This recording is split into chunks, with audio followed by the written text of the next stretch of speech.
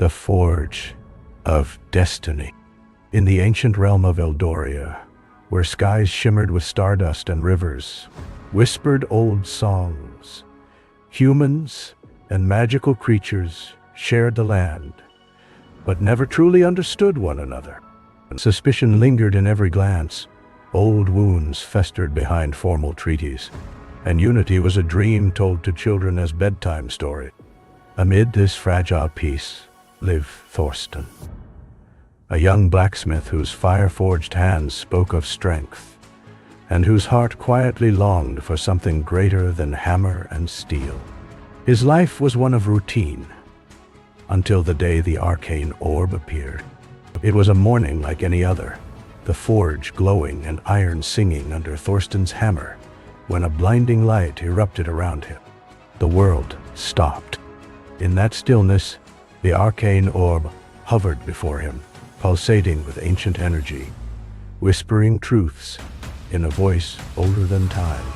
Thorsten saw visions of Eldoria in flames, of twisted shadows consuming villages, of a lone figure standing against the storm with the orb in hand. The artifact, long thought to be legend, had chosen him, but it brought no joy, only a heavy burden. Return the orb to its rightful place, deep in the Valley of Echoes, before its power was claimed by darkness.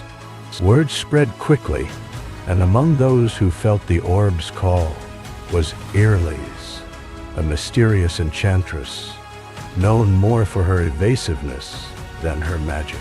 And she dwelled on the edges of the human world, where the forests breathed with enchantment and time flowed differently. The orb spoke to her too, not in visions, but in memories.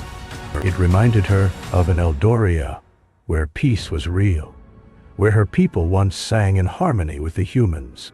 That harmony had been shattered by a sorcerer, one whose hunger for dominion led him to the orb. Though sealed away, his influence lingered. Now, as the orb stirred once more, so did his dark essence. Earlys found Thorsten by the riverbank, his calloused hands clutching the orb as if afraid to let go.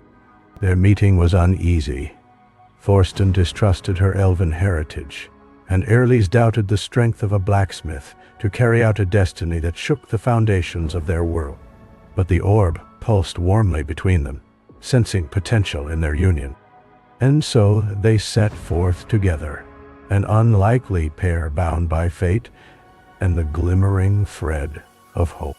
Their journey led them through the thorned glade, where the trees screamed at intruders, across the shifting dunes, where mirages lured travelers to their doom, and deep into the whispering ruins, where the past replayed in ghostly fragments. They fought trolls born from stone, bartered with trickster dryads, and fled from creatures that spoke only in riddle. Through it all, Thorsten's brute strength and stubborn loyalty complemented Earlys' finesse and insight. What began as tolerance grew into mutual respect, and in rare moments by campfire light, laughter. One night, Earlys shared a secret. The sorcerer who once sought the orb was her ancestor, twisted by a desire to unite Eldoria through control rather than compassion. The shame weighed heavily on her, but Thorsten, placing a rough hand on hers, simply said, "We are not our blood.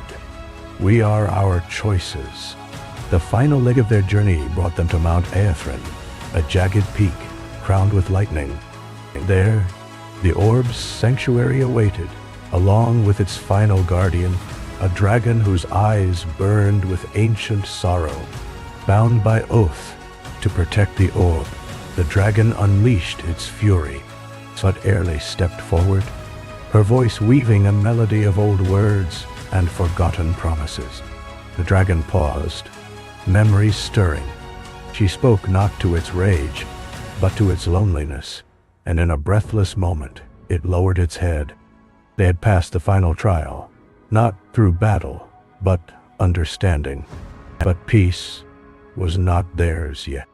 In the heart of the mountain stood the sorcerer, resurrected in spirit, his essence drawn by the orb's awakening. He was no longer flesh, but shadow incarnate, feeding off fear and hatred. The chamber darkened as he descended, and the battle began. Thorsten fought with every ounce of strength, his hammer meeting tendrils of darkness. Erlis summoned shields of light, chanting spells with trembling lips. But the sorcerer was relentless. Just when all seemed lost, the orb pulsed violently. Erlis, in a moment of clarity, spoke the true name of the orb, a word lost to time, etched into her bloodline. The sorcerer shrieked, his form fracturing under the weight of the truth.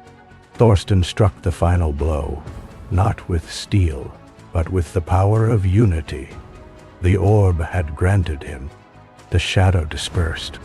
In the silence that followed, the orb dimmed, its duty fulfilled.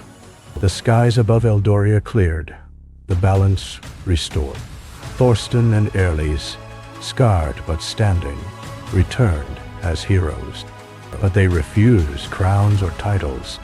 Instead, they became ambassadors of a new age, one where humans and magical beings broke bread instead of treaties.